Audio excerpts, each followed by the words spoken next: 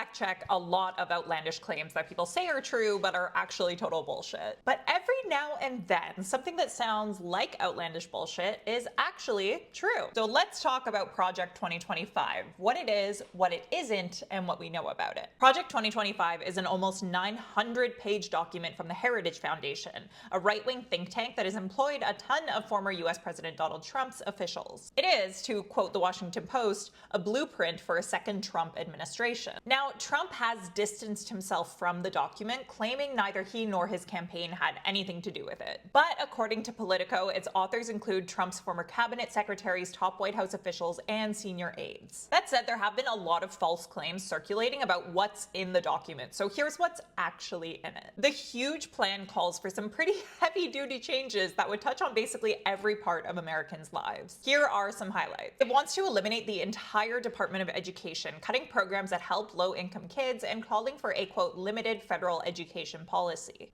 But don't worry, it also really wants to intervene when it comes to students having their gender identity respected. The document also calls to politicize the nonpartisan civil service and put the Department of Justice under presidential control. That includes the FBI, which means Trump could investigate his opponents.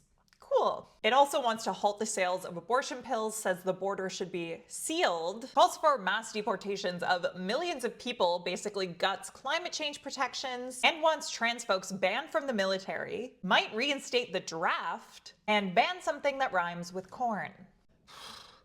Woof. Now, once again, this isn't official policy and Trump says he knows nothing about it. But as I already mentioned, and as has been widely reported, his extensive ties to the authors have caused some to raise their eyebrows at that. Especially when you consider that at a dinner in April 2022, he called the Heritage Foundation a, quote, great group that is going to, quote, lay the groundwork and detail the plans for exactly what our movement will do. So that's the full context and a fact check of what's actually in Project 2025, despite tons of claims floating around about it. What do you think of all this?